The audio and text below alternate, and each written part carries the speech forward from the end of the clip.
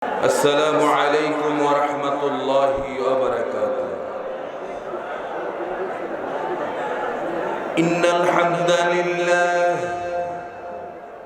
إن الحمد لله نحمده ونستعينه ونستغفره ونؤمن به ونتوكل عليه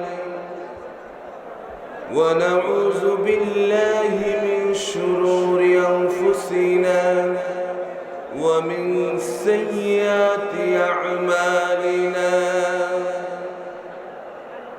من يهده الله فلا مضل له ومن يضلله فلا هادي له. ونشهد أن لا إله إلا الله وحده لا شريك له. ونشهد أن سيدنا ونبينا ومولانا محمد الذي أرسله بالحق بشيرا ونذيرا وداعيا إلى الله بإذنه وسراجا منيرا. فقد قال الله تعالى في كلامه المجيد وفي فرقان الحميد: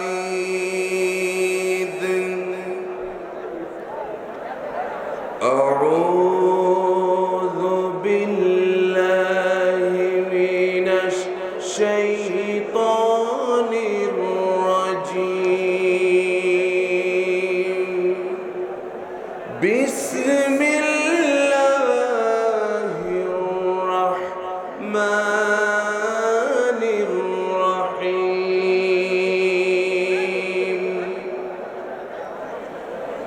إن الله اشترى من المؤمنين أنفسهم وأموالهم بأن لهم الجنة يقاتلون في سبيل الله فيقتلون ويقتلون وعدا عليه حقا في التوراة والإنجيل والقرآن ومن أوفى بعهده من الله فاستبشروا ببيعكم الذي بايعتم به وذلك هو الفوز العظيم.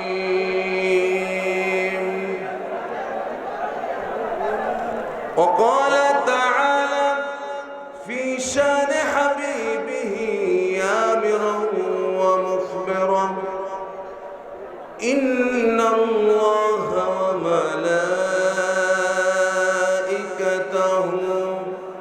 يصلون على النبي يا أيها الذين آمنوا صلوا عليه وسلموا تسليما. اللهم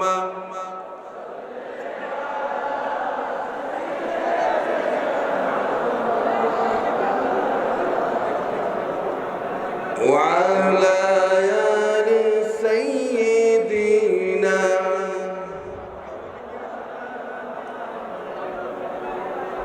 হাজার ব্যথা বেদনার পরে ফিরে আসনি তুমি আপন ঘরে।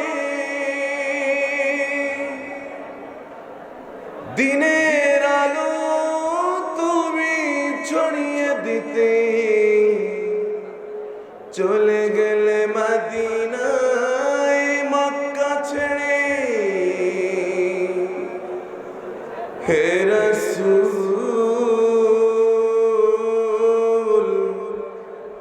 তোমাকে ভুলি আমি কেমন করে। হে রাসূল তোমাকে ভুলি আমি কেমন করে। আল্লাহুম্মা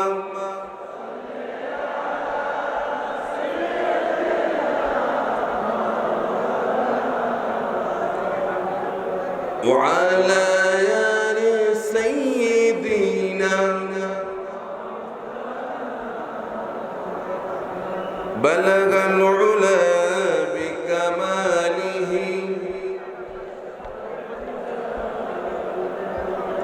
حسنت جميع خصاله صلوا عليه وآله سلموا يا قوم بل صلوا على صدر الأمين مصطفى ما جاء إلا رحمة للعالمين أما بعد الحمد لله كفى والصلاة والسلام على حبيبه المصطفى আমরা সকলে মহব্বতের সহিত পড়ি সাল্লাল্লাহু আলাইহি ওয়াসাল্লাম। আওলাদে রাসূল আল্লামা আলহাজ হযরত মাওলানা সৈয়দ তাহের আহমদ জাবিরি আল মাদানী রাহমাতুল্লাহ আলাইহির 55তম আজিমুশান ঈসা আলাইহিস সালাম মাহফিলের এখন সমাপনী রজনীতে আমরা উপস্থিত হয়েছি। এই ঐতিহাসিক এই মাহফিলের সম্মানিত সদর জলসা উপমহাদেশের প্রখ্যাত আলেমে দ্বীন 16 কোটি মুসলিম উম্মার হৃদয়ের স্পন্দন চট্টগ্রাম আন্দরকিল্লা শাহী জামে মসজিদের সম্মানিত খতিব আওলাদে রাসূল আল্লামা আলহাজ হযরত মাওলানা সৈয়দ মোহাম্মদ আনোয়ার হোসেন তাহের জাবিরি আল মাদানী সাহেব, স্টেজে উপস্থিত হযরত উলামায়ে কেরাম, আমার সামনে উপবিষ্ট বাংলাদেশের বিভিন্ন প্রান্ত থেকে আগত দিনদার ইমানদার মুসল্লিয়ান মুরব্বিয়ান সামিঈন হাজিরিন, তাওহীদের পতাকা তলে আবদ্ধ এক ঝাঁক তরুণ কিশোর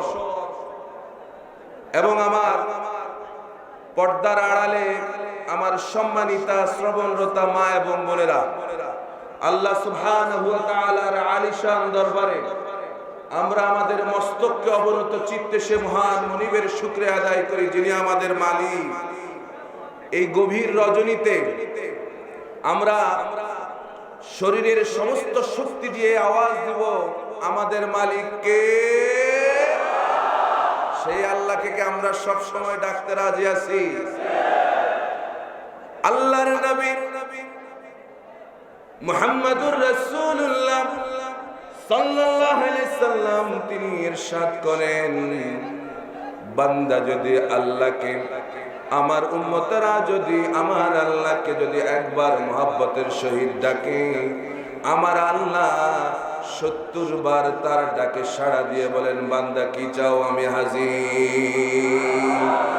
আমরা কোরআন শোনার জন্য এসেছি, কি পৃথিবীর শ্রেষ্ঠ কালাম, ঠিক কিনা? এটা কোনো মানুষের কথা নয়, কথা কার? সে কোরআনের মাহফিলে আসতে পেরে আপনারা খুশি না বেজার?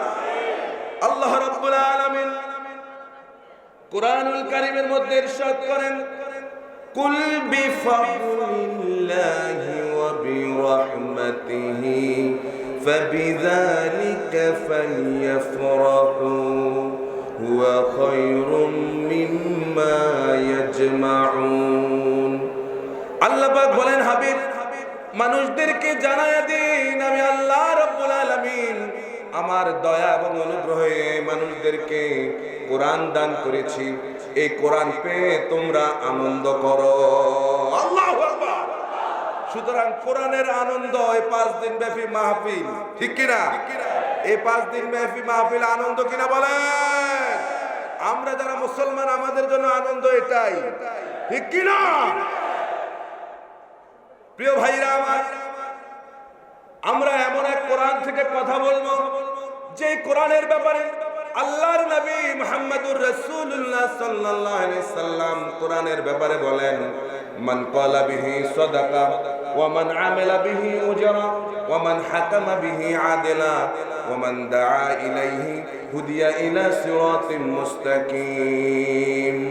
আল্লাহর নবী বলেন, এই কোরআন থেকে যে কথা বলে সে সত্য কথা বলে, এই কোরআন অনুযায়ী যে আমল করে সে আল্লাহ রাব্বুল আলামিন এই কোরআনের মাধ্যমে তাকে জান্নাতে নিয়ে যাবেন, ঠিক কি না? আর এই কোরআন থেকে যারা বিচার ফয়সালা করে তারা সঠিক বিচার করে, ঠিক কি না বলেন? সুতরাং আমাদের বাংলাদেশে শুধু কোরআন থেকে বিচার হয়? এলাকায় এলাকায় পাড়ায় পাড়ায় সব জায়গায় কোরআন থেকে বিচার হয়। বাংলাদেশে কোরআন থেকে বিচার হয় কিনা?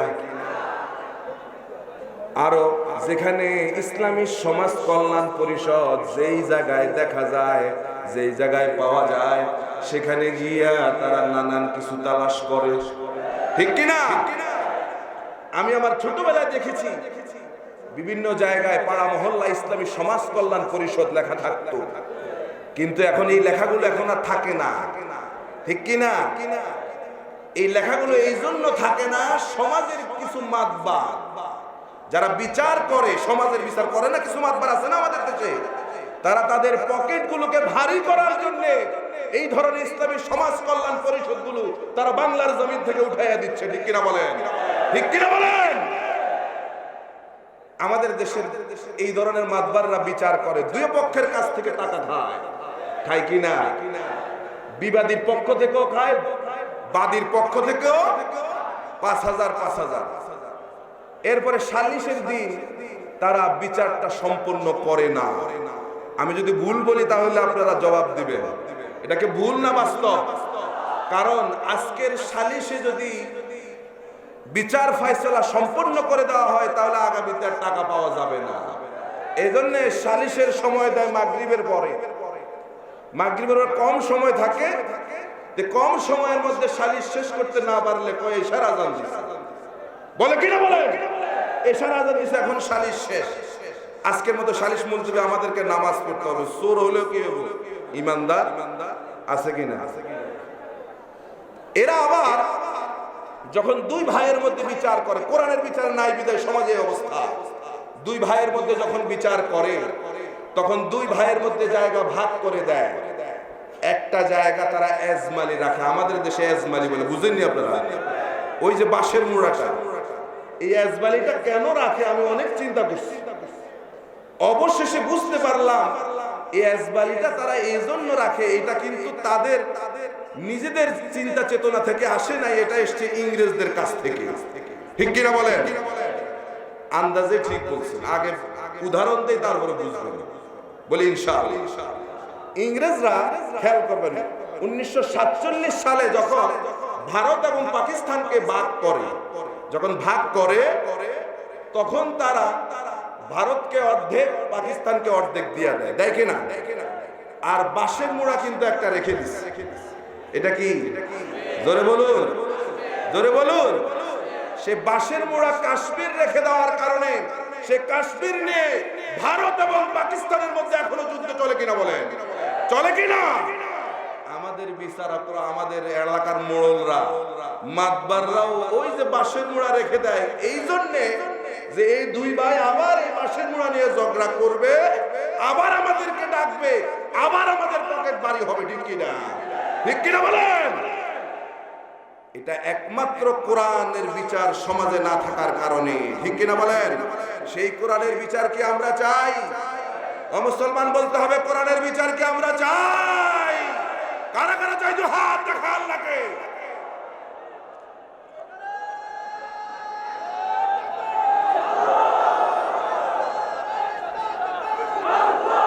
আল্লাহ যেন আমাদেরকে কবুল করুক, বলে আমিন। প্রিয় ভাইরা, আমরা এমন এক কঠিন সংকটাপন্ন অবস্থায় আমরা পৃথিবীবাসী বিশেষ করে মুসলিম উম্মাহ এমন কঠিন পরিস্থিতিতে আছি, বিশেষ করে আমার এই প্রিয় মাতৃভূমির মুসলমানরা আরো গভীর কঠিন সংকটের মধ্যে আছি, ঠিক কিনা বলেন? আজকে আমাদের দেশ প্রিয় মাতৃভূমি, যেই প্রিয় মাতৃভূমি এই মাসে, এই বিজয়ের মাসে 1971 সালে 30 লক্ষ শহীদের রক্তের বিনিময়ে এই সুন্দর বাংলাদেশ আমরা পেয়েছি, এই মানচিত্র আমরা পেয়েছি। ওরা আমাদের মানচিত্রকে খাবলে খেতে চায়, ঠিক কিনা বলেন? ওরা আমাদের দেশে নিজেদের আধিপত্য কায়েম করতে চায়। বাংলার 16 কোটি মুসলমান থাকতে বাংলাদেশে কোন হিন্দুস্তানের মতবাদ কায়েম করতে দেওয়া যাবে না। কারাগারের দিকে হাত দেখো আল্লাহকে।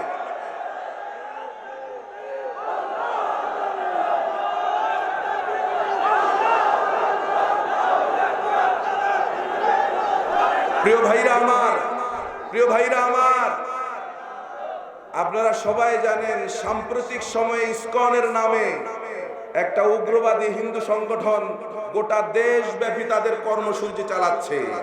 জানেন কি না? জানেন কি না? আজকে তো আমরা তো আমাদের জায়গায় নাই, সব চাবি কোন জায়গা থেকে নাড়ে? আমরা শুধু চেয়ার দখল করে বসে আছি, এই চেয়ারের চাবি এখন আর আমাদের হাতে।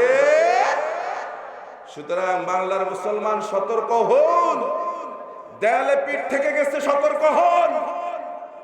একটা সময় এমন আসবে যদি সতর্ক না হতে পারেন, এই দেশে মুসলমানদের দাঁড়াবার মতো কোনো জায়গা থাকবে না, ঠিক কিনা বলেন? প্রিয় ভাইরা আমার, আমরা মুসলমানরা এমন ছিলাম, আমাদের মুসলমানদের অতীত ঐতিহ্য ছিল, আমরা যখন এই পৃথিবীর শাসন করেছি তখন গোটা পৃথিবী আমাদের পায়ের কাছে চলে এসেছে। হযরতে উকবা ইবনে নাফি রাদিয়াল্লাহু তাআলা আনহু ইসলাম প্রচার করার জন্য আফ্রিকার জঙ্গলে যখন গেলেন, তিনি সেখানে গিয়ে যখন আফ্রিকার মানুষদের কাছে জায়গা চাইলেন, আফ্রিকার মানুষগুলো শহরের মধ্যে জায়গা দেয় নাই, জায়গা দিল জঙ্গলের মধ্যে। কোথায়? তাদের চিন্তা হলো জঙ্গলে জঙ্গলি প্রাণীরা আছে, এই মানুষগুলোকে, আল্লাহর নবীর এই সাহাবীগুলোকে যদি জঙ্গলে থাকতে দেওয়া হয় তাহলে জঙ্গলে জঙ্গলি প্রাণীরাই এদেরকে খেয়ে শেষ করে ফেলবে। কিন্তু তারা জানে না জঙ্গলি প্রাণীগুলো কার হুকুম মানে। তুমি মানুষ, আল্লাহর হুকুম তুমি না মানতে পারো, গোটা মাখলুকাত কার হুকুম মানে? উকবা ইবনে আমির রাদিয়াল্লাহু তাআলা আনহু তিনি উঁচু একটি মঞ্চ বানালেন, মঞ্চ বানায়া তিনি সেখান থেকে ঘোষণা দিলেন, আইয়াতুহাল হাশারাতুস সিবা নাহনু আসহাবু রাসূলিল্লাহি সাল্লাল্লাহু আলাইহি ওয়াসাল্লাম ফারতাহিলু আন্না ফাইন্না নাযিলুনা ফামান ওয়াজাদনাহু বা'দু কাতালনাহু। তিনি ঘোষণা দিলেন, আফ্রিকার জঙ্গলের জঙ্গলি প্রাণীরা শোনো, আমরা আল্লাহর নবীর সাহাবী, আমরা আল্লাহর নবীর সাহাবী এখানে এসেছি দ্বীন প্রচার করার জন্য।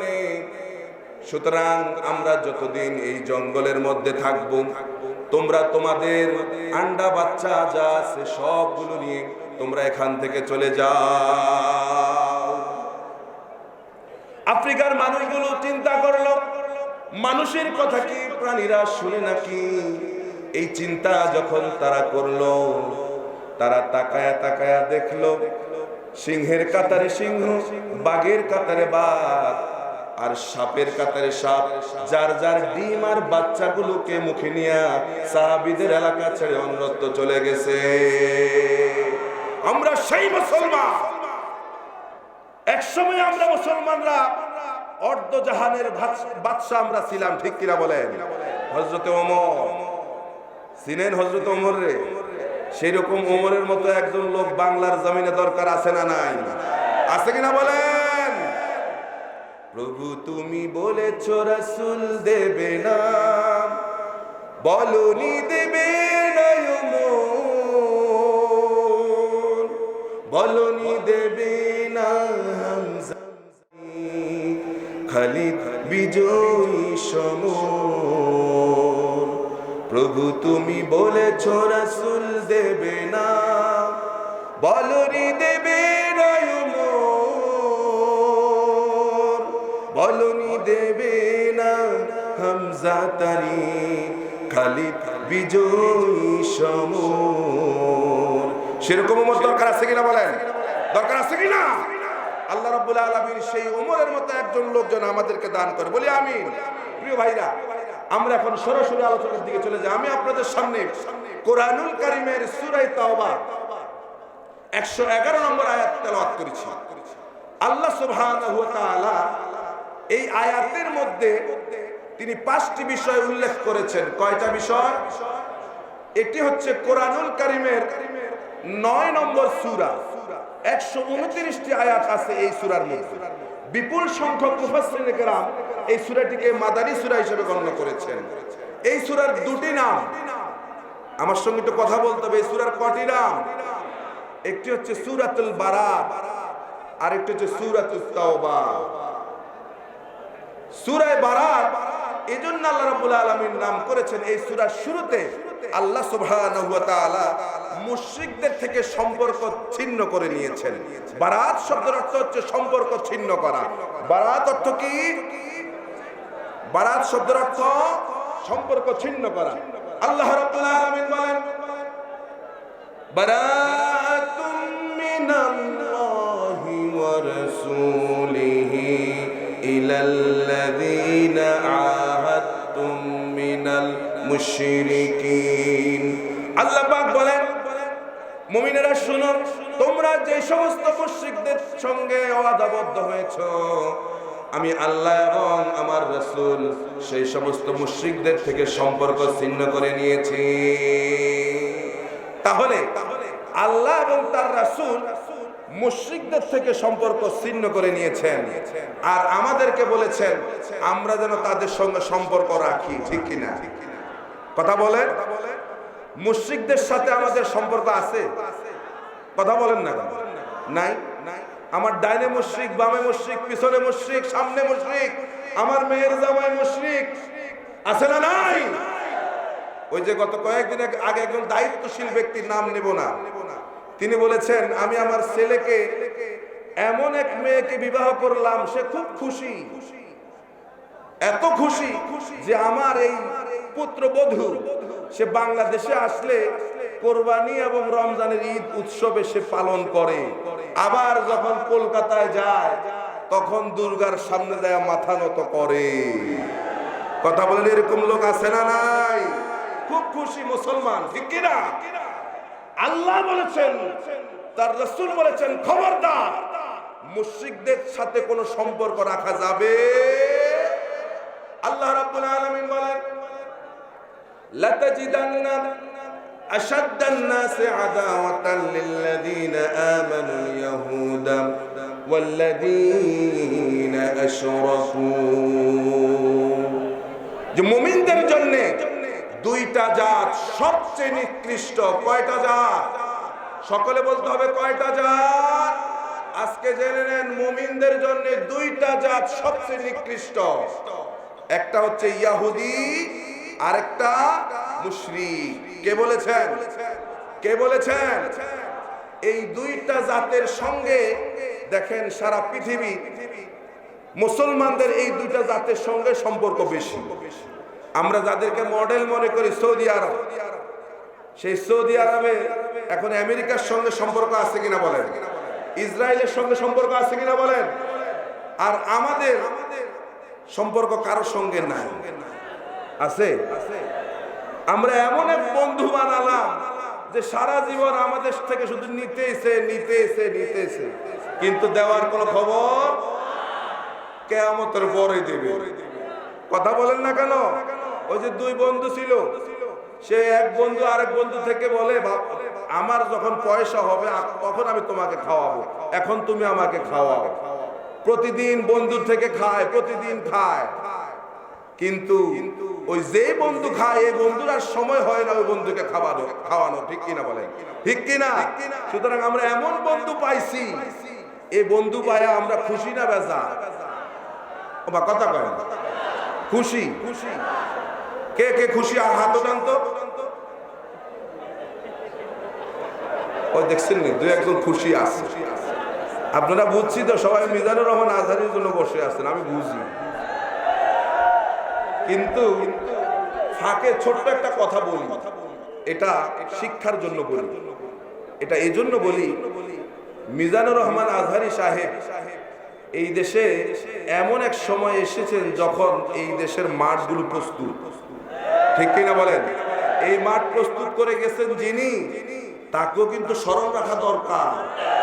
আমাদের দেশের মানুষগুলো, মুসলমানরা এখন এমন অবস্থায় পৌঁছে গেছে, কথা বলতে বলতে এমন জায়গায় বলে যে আল্লামার চাইতেও জনপ্রিয়তা বেশি হয়ে গেছে। না, খবরদার মুসলমান, এই কথা বলবেন না, কোনোদিনও বলতে পারবেন না, ঠিক কিনা বলেন? এই মাঠ প্রস্তুত করে গেছেন তিনি, ঠিক কিনা বলেন? ঠিক কিনা বলেন? মিজানুর রহমান আজহারিকে আমরা সবাই ভালোবাসি কোরআনের জন্য, ঠিক না? তিনি আমাদের মাঝে শত বছর বেঁচে থাকুক, কিন্তু শুধু আমরা তার কথাই শুনবো, বাংলার জমিনে আর কোনো বক্তার কথা শুনবো না, এমন যেন মেন্টালিটি আমাদের জন্য না হয়। কথা বলেন না কেন? আমরা যারা রাতকে রাত কষ্ট করে আলোচনাগুলো নোট করি, আমাদের কথাও দুই একটা শোনার দরকার আছে। কারণ কার কথায় কার হেদায়েত হয়ে যায় আপনিও জানেন না, আমিও। কথা বলেন ঠিক কিনা? এই মেন্টালিটি পরিবর্তন করবেন, করবেন।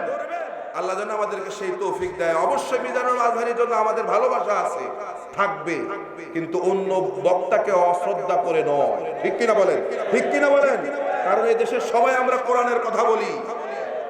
এক আল্লামা জায়গায় বন্দী, লক্ষ লক্ষ মুফাসসিরে কোরআন এখন সারা বাংলাদেশে আছে, ঠিক কিনা বলেন?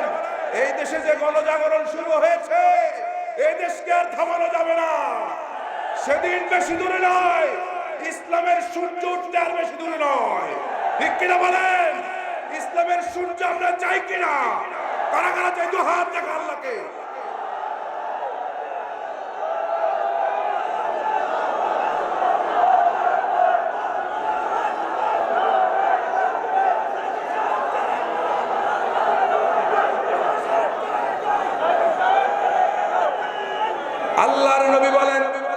আল্লাহর নবী বলেন অদূর ভবিষ্যতে এমন একটা সময় আসবে, ইয়াকতুলুনা আহলাল ইসলাম ওয়া ইয়াদউনা আহলাল আওসান লাইন আদরাকতুহুম লাআকতুলান্নাহুম কতলা আদ।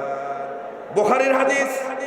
আল্লাহর নবী বলতেছেন অদূর ভবিষ্যতে এমন এক সময় আসবে, মুসলমানদেরকে হত্যা করবে। প্রিয় ভাইয়েরা খেয়াল করেন, আল্লাহর নবী 1400 বছর আগে বলে গিয়েছেন অদূর ভবিষ্যতে এমন এক সময় আসবে, মুসলমানদেরকে হত্যা করবে, আর মূর্তি পূজারী যারা আছে, দাদারা যারা আছে, তাদেরকে বুকে টেনে নেবে। আল্লাহর নবী বলেন লাইন আদরাকতুহুম, আমি যদি তাদেরকে পেতাম। কাদেরকে? যারা তাদেরকে বুকে টেনে নেয়, ঠিক কিনা? আমি যদি তাদেরকে পেতাম, লাআকতুলান্নাহুম কতলা, আমি তাদেরকে, আদ জাতিকে আল্লাহ রাব্বুল আলামিন যেভাবে মাটির সঙ্গে মিশিয়ে দিয়েছেন, আমি এই জাতিকে মাটির সঙ্গে মিশিয়ে দিতাম, ঠিক কিনা বলেন? সুতরাং মুশরিকদের সাথে আমাদের কোনো সম্পর্ক। এই সূরার আরেকটি নাম সূরাতুত তাওবা। কেন তাওবা? আল্লাহ রাব্বুল আলামিন বলেছেন, আপনারা সবাই জানেন, এই জন্য এটা বললাম না, সামনের দিকে এগিয়ে যাই। কারণ এই সূরায় 3 জনের তাওবা কবুল হয়েছে, জানেন তো আপনারা? এই জন্য এটা বললাম, আমরা সামনের দিকে চলে যাই, তো সময় কম। আল্লাহ রাব্বুল আলামিন এই সূরায় 5টি বিষয় মুমিনদেরকে লক্ষ্য করার জন্য বলেছেন। কয়টা বিষয়? কয়টা বিষয়? জোরে বলুন, কয়টা বিষয়? এই সূরায় 5টি বিষয় আছে। একটি হচ্ছে ক্রেতা, একজন হচ্ছে বিক্রেতা, একজন ক্রেতা, একজন বিক্রেতা, একটা হচ্ছে মাল, এরপরে 4 নম্বর হচ্ছে পণ্য, আর 5 নম্বর হচ্ছে বাজার। এবার একটু হুশ করে জবাব দিতে হবে। ক্রেতা কে? বলুন। আমি বোধহয় এই আয়াতের অর্থ করি নাই, নাকি অর্থ করছি? তাহলে অর্থটা করলে তাহলে ভালো করে বুঝবে, ঠিক কিনা? আল্লাহ রাব্বুল আলামিন বলেছেন ইন্নাল্লাহ হাশতারা মিনাল মুমিনিন, আল্লাহ সুবহানাহু ওয়া তাআলা মুমিনের জান এবং মাল কিনেছেন, বিনিময় দিয়েছেন এই জান্নাত কাদের জন্য? ইউকাতিলুনা ফি সাবিলিল্লাহ, যারা আল্লাহর রাস্তায় সংগ্রাম করে। ফায়াকতুলুনা ওয়া আল্লাহর রাস্তায় সংগ্রাম করতে গিয়ে আগে মারে, পরে আমরা তো এমন মুসলমান আছি আগে মার খেয়ে বসে আছি, ঠিক কিনা বলেন? কিন্তু আল্লাহ সুবহানাহু ওয়া তাআলা এমন মুমিনদের কাছে জান বিক্রি করবেন যারা আগে মারে তারপরে। তাহলে এবার বোঝা গেছে কিনা? বিষয় হচ্ছে কয়টা? একজন ক্রেতা, একজন বিক্রেতা, মাল, পণ্য, বাজার। আচ্ছা বলেন তো ক্রেতা কে? ক্রেতা কে? বিক্রেতা? বিক্রেতা আমরা সবাই, ঠিক কিনা? মাল কি? আনফুসাহুম ও আমওয়ালুহুম, জান এবং এরপরে পণ্য, পণ্য জান্নাত, পণ্য, পণ্য। আর এই জান্নাত যে কোনো বাজার থেকে কেনা যাবে। আল্লাহ যে কোনো বাজার থেকে মুমিনের জান এবং মাল কিনবে। কোথা থেকে কিনবেন? কোন বাজার থেকে কিনবেন বলেন না? জিহাদের বাজার থেকে, ঠিক কিনা? তাহলে এই পয়েন্টের উপর আমরা সামনে এগিয়ে যেতে পারি, পারি কিনা? আল্লাহ রাব্বুল আলামিন মুমিনের জান কিনবেন। তবে আমরা যে মুমিন, এই মুমিনের জান আল্লাহ পাক কিনবে? কথা বলেন না কেন? এই মুমিনের জান কিনবে। আমরা মসজিদে গিয়ে আল্লাহকেও সেজদা দেই, আবার দুর্গার সামনে গিয়েও মাথা নত করি, করি কিনা বলেন? যুবকরা যারা আজকে এখানে এসেছেন, এই বছর দুর্গাতে গিয়েছিলেন? একজনও জান নাই। কে কে গেছেন একটু হাত উঠান তো দেখি। আমাদের দেশে যদি এত আল্লাহর ওলি থাকে তাহলে ওয়াজের দরকার আছে কিনা? তাহলে আমাদের হিন্দু ভাইরা যে বলেছে এই বছর 70% মুসলমানের সন্তান দুর্গাতে গেছে, আজকের এই ময়দান থেকে সিদ্ধান্ত নেওয়া লাগবে মুসলমান কোনদিন দুর্গার সামনে যেতে পারে না, ঠিক কিনা বলেন? আজকে আমরা এই ওয়াদা করতে রাজি আছি কিনা? দুহাত তুলে আল্লাহর দিকে, রব্বুল আলামিন আমার প্রাণ যতদিন বাঁচে কোনদিন দুর্গার সামনে যাব না, যাব না, যাব না। রাজি কিনা? এখন আল্লাহ বলেন মুমিন হচ্ছে দুই ধরনের। ওয়ামা ইউমিনু আকসারুহুম বিল্লাহি ইল্লা হুম মুশরিকুন। আল্লাহ পাক বলেন মুমিনদের মধ্যে এমন অনেক ঈমানদার আছে যারা ঈমান পোষণ করে আবার সঙ্গে সঙ্গে শিরকও করে। আছে কিনা বলেন এরকম? মুমিন মসজিদে যায়, মুমিন মসজিদে যায়, সময় সুযোগ পেলে মুমিন আবার দুর্গার সামনেও যায়, মুমিন হজেও যায়, যায় না? কথা কয় না? মুমিন হজে যায়, মুমিন মাঝে মাঝে সুরুত পাল্টায়, কথা কয় না কেন? মুমিন মাঝে মাঝে সুরুত পাল্টায়। আবার এই মুমিন যখন দুর্গার সামনে যায় তখন বলে এই বছর মা দুর্গা গজে ছড়ে আসার কারণে ফসল ভালো হয়েছে। কথা বলে কিনা বলে? মুমিন কোনদিন এই কথা বলতে পারে না। আবার জাতিকে স্পষ্ট করে মুমিন এই কথা বলতেও পারে না, বিশ্বাসও করতে পারে না। ধর্ম যার যার, উৎসব সবার, এই কথা মুমিন বলতে পারে না, পারে কিনা? যে মুমিন বিশ্বাস করবে ধর্ম যার যার, উৎসব সবার, তাহলে তো তার ঈমান থাকবে।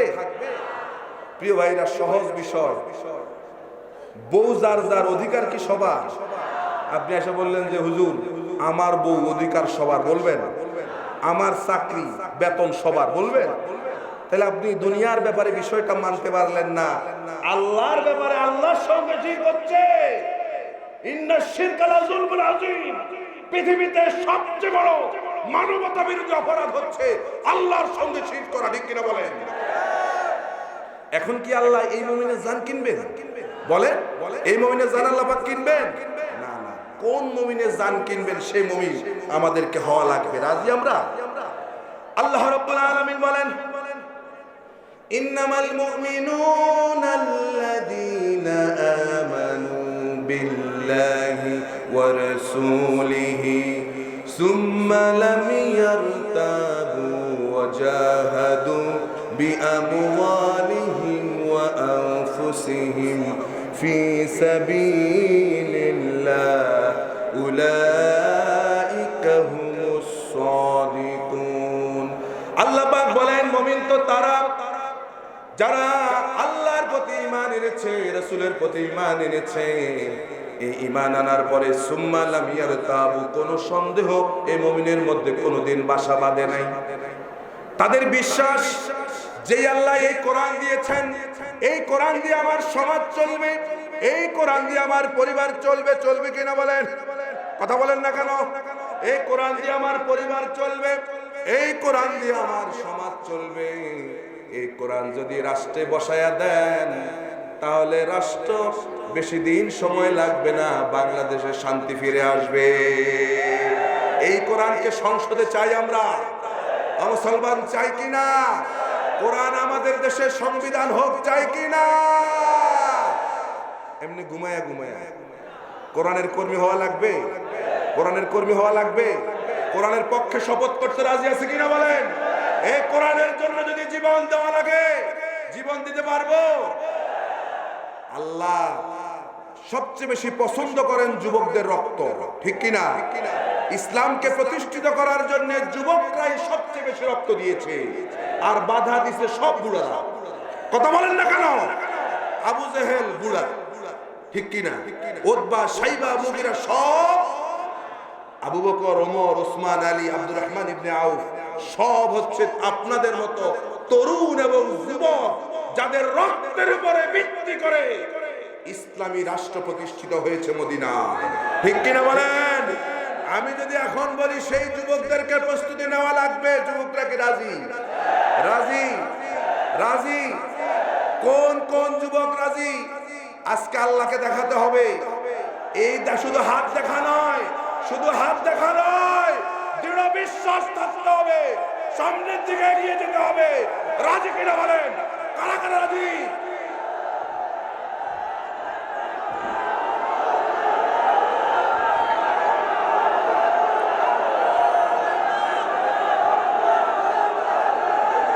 প্রিয় ভাইরা, বসেন বসেন বসেন বসেন বসেন। আবার এটা আবার তাহিরির মতো হইয়া যায়, হ্যাঁ? তাহিরি তো একবারে বসেন বসেন বইলা সারা বাংলাদেশ, হ্যাঁ, কথা কয় না। এই বসেন আর সেই বসেন এক না, ঠিক কিনা? আমি আপনাদেরকে বসতে বলেছি, আমরা কোরআনের কথা বলতেছি, ঠিক কিনা? আল্লাহ রাব্বুল আলামিন মুমিনদেরকে দিবেন কি? কথা বলেন। জান্নাত। সেই জান্নাত তো আমাদের বাড়ির আশেপাশে পাওয়া যায়, পাওয়া যায়। সেই জান্নাতে কি আমাদের সকলকে যাওয়া লাগবে? সেই জান্নাতকে আমরা দেখেছি। আল্লাহর নবী বলেন, আল্লাহ রাব্বুল আলামিন হাদিসে কুদসির মধ্যে বলেন, আদাতু লিইবাদিস সালিহিন মা লা আইনুন রাআত ওয়া লা উযনুন সামিআত ওয়া লা খাতারা আলা কলবি বাশারিন। আল্লাহর রাব্বুল আলামিন হাদিসে কুদসির মধ্যে বলেন, আমি আমার মুমিন বান্দাদের জন্য এমন এক জান্নাত প্রস্তুত করে রেখেছি, মা লা আইনুন রাআত, এমন কোন চোখ নাই যে চোখ দেখেছে জান্নাত কেমন। ওয়ালা উযনুন সামিআত, এমন কোন কান নাই যে কান শুনেছে জান্নাতের নেয়ামতের কথা। ওয়ালা খাতারা আলা কলবি বাশারিন, এমন কোন অন্তর নাই যে অন্তর কোন দিন চিন্তা করতে পেরেছে জান্নাতের ব্যাপারে। এমন এক জান্নাত আল্লাহ রাব্বুল আলামিন মুমিনদের জন্য প্রস্তুত করে রেখেছেন। সেই জান্নাতে আমরা যেতে চাই। আল্লাহ রাব্বুল আলামিন বলেন, ওয়াসারিউ ইলা মাগফিরাতিন মির রাব্বিকুম ওয়া জান্নাতিন আরদুহাস সামাওয়াতু ওয়াল আরদু উইদ্দাত লিল মুত্তাকিন। আল্লাহ পাক বলেন, দৌড়াও আমার ক্ষমার দিকে, দৌড়াও আমার জান্নাতের দিকে দৌড়াও, তাহলে আল্লাহ রাব্বুল আলামিন তোমাকে এমন এক জান্নাত দিবেন যে জান্নাতের বিশালতা আসমান এবং জমিনের চাইতেও বড়। প্রিয় ভাইরা, সেই জান্নাতে কি আমাদের সকলের যাওয়া লাগবে? কথা বলেন না। সেই জান্নাতে কি সকলে যাওয়া লাগবে, নাকি আজকের মাহফিলের বাম পাশের লোকেরা জান্নাতে গেলেই চলবে, ডাইন পাশের লোকদের যাওয়া লাগবে না? ডাইন পাশের লোকেরা কি জান্নাতে যেতে চান? আমার সামনের লোকেরা কি জান্নাতে যেতে চান? আমার বাম পাশের লোকেরা কি জান্নাতে যেতে চান? সেই জান্নাতের পথে যদি বাধা আসে, ফিরে আসবো এই পথ থেকে। কথা বলেন না? সেই বাধা যদি আমার বাপে দেয়, মানবো বাবাকে? কথা বলেন, মানবো? সে বাধা যদি আমার নেতা দেয়, সেই বাধা যদি আমার এলাকার মোটা নেতা দেয়, মানবো? সেই বাধা যদি কোনো দেশ দেয়, মানবো? জান্নাতে যাওয়া লাগবে, লাগবে কিনা? সেই জান্নাতে যেতে হলে যত বাধা আসুক, সেই বাধা হয়তো আমাকে পৃথিবী থেকে চলে যাওয়ার ষড়যন্ত্র হতে পারে। কথা বলেন না কেন? আমাকে হয়তো ফাঁসির কাস্টে ঝুলতে হতে পারে, আমাকে হয়তো আরো বড় কোরবানি দেওয়া লাগতে পারে। আমরা এই জান্নাতের পথ থেকে সরে যাব না। রাজি? সরে যাব? সরে যাব? যেই বাধা দেখ, আমরা তার বাধা মানি না, মানি না। এই বিজয় দিবসের এটাই হবে মুমিনদের সবচেয়ে বড় শপথ। ঠিক কিনা? ঠিক কিনা? বিজয়ের মাস বারবারে আসে, কিন্তু বিজয়ের মাসের শিক্ষা গ্রহণ করা লাগবে। লাগবে কিনা? বিজয়ের মাসের শিক্ষা হচ্ছে মুমিনরা জান্নাতে যেতে যদি যত বাধা আসুক, কোন বাধা মুমিনরা মানতে পারে। প্রিয় ভাইরা আমার, হযরতে সাদ সালামী রাদিয়াল্লাহু তাআলা আনহু ইসলাম কবুল করেছেন। ইসলাম কবুল করার পরে তিনি একদিন আল্লাহর নবীর দরবারে গিয়ে হু হু করে কাঁদতেছেন, কান্না শুরু করে দিলেন। আল্লাহর নবী বলেন, সাদ সালামী কেন কান্না করো? সাদ সালামী বলল, ইয়া রাসূলুল্লাহ, ইয়া হাবিবাল্লাহ। প্রিয় ভাইরা, আপনারা কি আমার কথা শুনতেছেন? আমরা তো জান এবং মাল বিক্রি করা লাগবে, লাগবে কিনা? কোন জায়গায়, কোন বাজারে? রায়পুরে, লক্ষ্মীপুরে, ঢাকার বাজারে, কোন বাজারে? সেই বাজারের কথাই বলছি। হযরত সাদ সালামী, কি নাম? সাদ সালামী রাদিয়াল্লাহু তাআলা আনহু। মনে আছে আপনাদের? সাদ সালামী বলল, ইয়া রাসূলুল্লাহ, আমি ইসলাম কবুল করার পরে হয়ে গেল, আমি মদিনার অলিতে গলিতে ঘুরছি। আমার বড় আশা আপনার সুন্নত আমি পালন করব, মনে বড় আশা। 8 মাস মদিনার অলিতে গলিতে বিভিন্ন বাড়ি গিয়ে প্রস্তাব দিয়েছি। সুন্নত হচ্ছে আপনি বিবাহ করেছেন, আমি এখনো বিবাহ করতে পারি নাই। আমি মদিনার এমন কোন পরিবারে যাই নাই যেখানে বিয়ের প্রস্তাব দেই নাই, কেউ আমার কাছে মেয়ে বিয়ে দিতে চায় না। কারণ হচ্ছে আমি কালো, আমার মুখের মধ্যে বসন্তের দাগ, আমার মুখের মধ্যে বসন্তের দাগ, এই জন্য কেউ আমার পছন্দ করে না। এই জন্য আমি আপনার দরবারে আজকে এসে কাঁদতেছি, ইয়া রাসূলুল্লাহ, আমার কি হলো? আল্লাহর নবী বলেন, যাও আমর ইবনে ওয়াহাবের বাড়ি যাও। কার বাড়ি? যাও আমর ইবনে ওয়াহাবের বাড়ি যাও।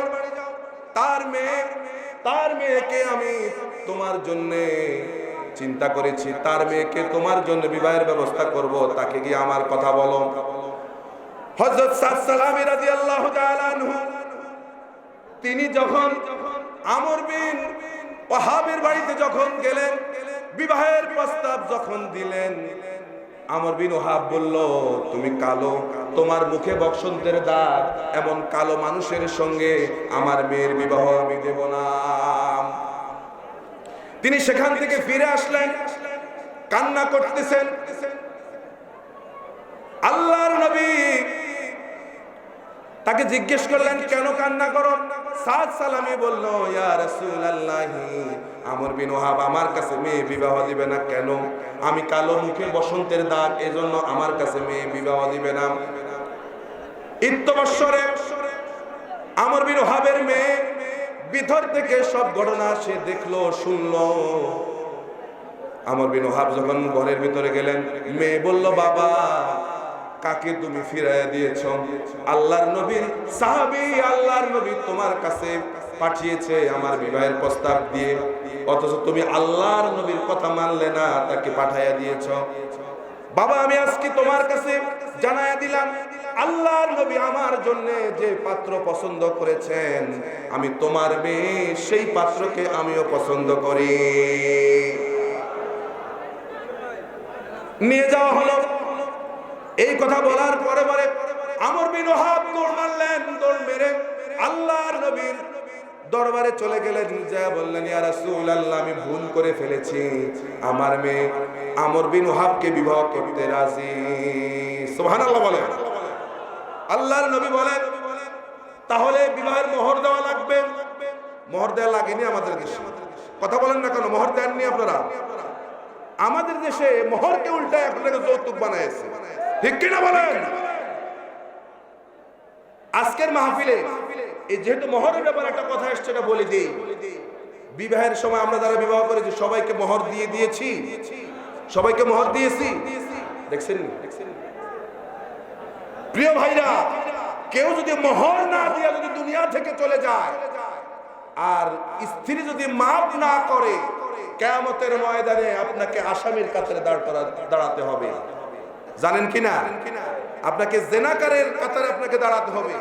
সুতরাং যারা মোহর দেন নাই, অনেকে কয় হুজুর আজরাইল যখন আসবে তখন বউয়ের কাছে যায় মাফ চাইয়া নেবে। এরকম আল্লাহর ওলি আসেননি দুনিয়াতে? আসেনি? কথা বলেন, আছে কিনা? বউয়ের কাছে মাফ চাইবেন কে কে? একজনও নাই। এমনিতে তো আমাদের দেশে মহিলাদের পাওয়ার অনেক উপরে, ঠিক কিনা?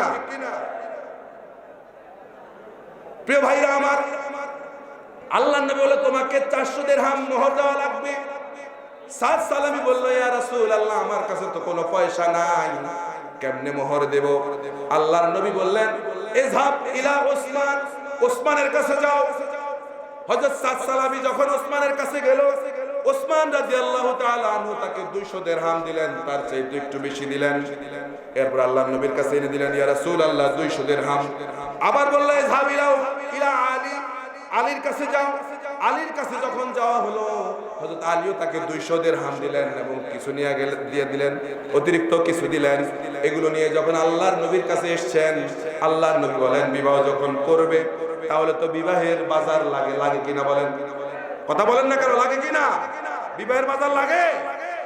যাও, ইযহাব ইলা সুক, বাজারে যাও, বাজার থেকে তোমার নববধূর জন্য কিছু বিবাহের সরঞ্জামাদি কিনে আনো। প্রিয় ভাইরা, কথা খেয়াল করেন, খুব কান খাড়া করে শুনুন, খুব কান খাড়া করে শুনুন, জিহাদের কথা বলছি। সাদ সালামি রাদিয়াল্লাহু তাআলা আনহু যখন সেই 400 দিরহাম তার চেয়ে একটু বেশি নিয়ে যখন বাজারে গেলেন নববধূর জন্য জামা কাপড় কিনতে, তখন মনে আনন্দ আসেনি?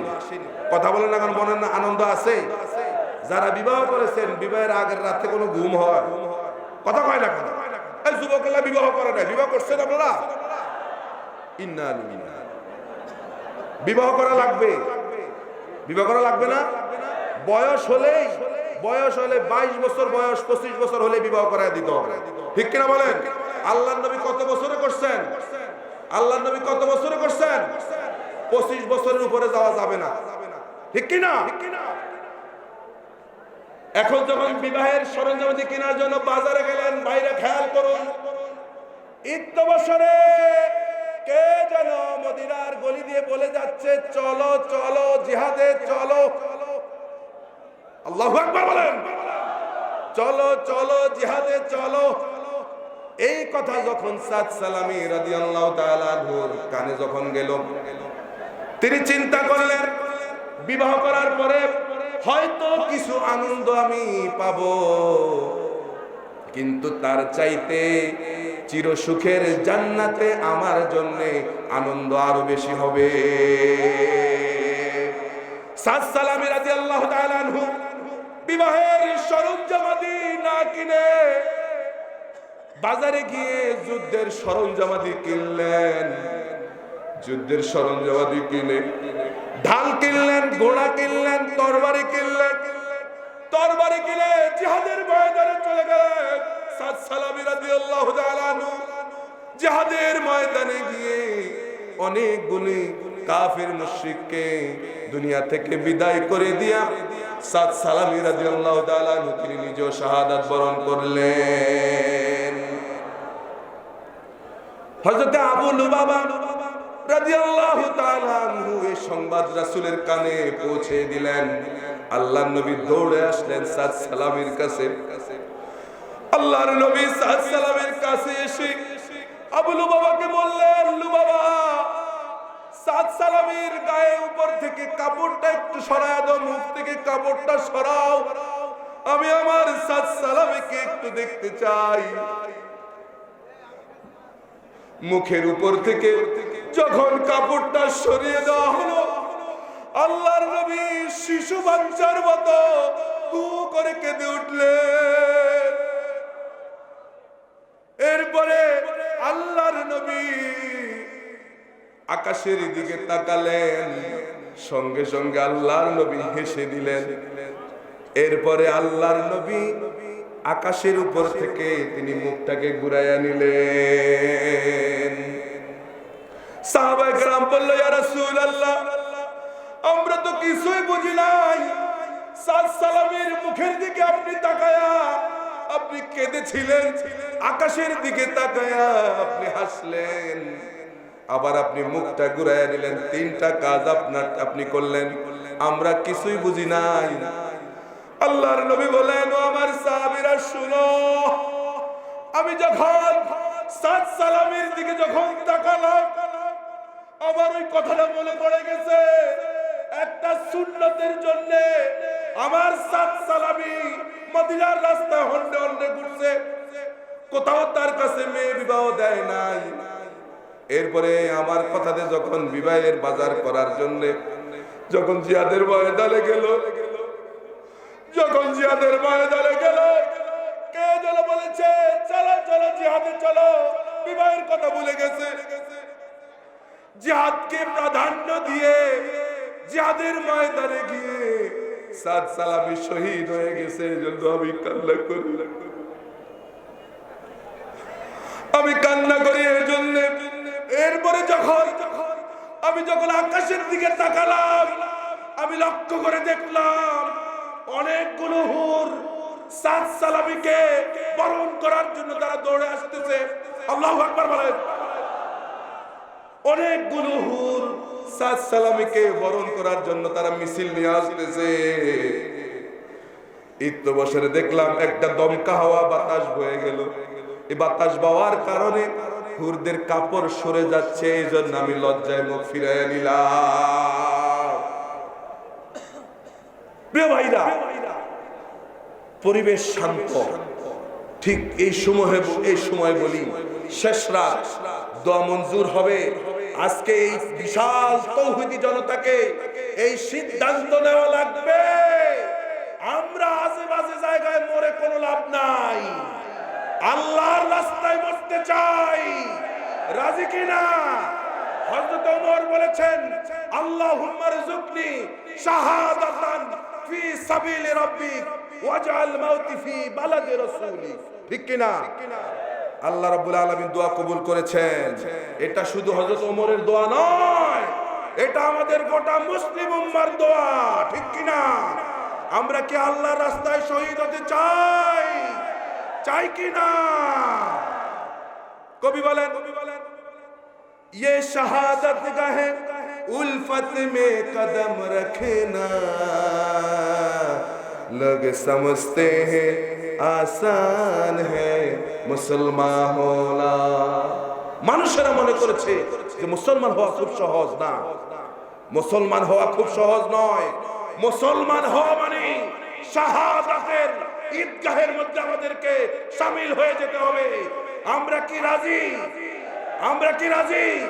এই কোরআনের জন্য যদি জীবন দেওয়া লাগে, আল্লাহর নবীর জন্য যদি জীবন দেওয়া লাগে, কোন কোন যুবক রাজি? দু হাত দেখায় আমরা আল্লাহকে।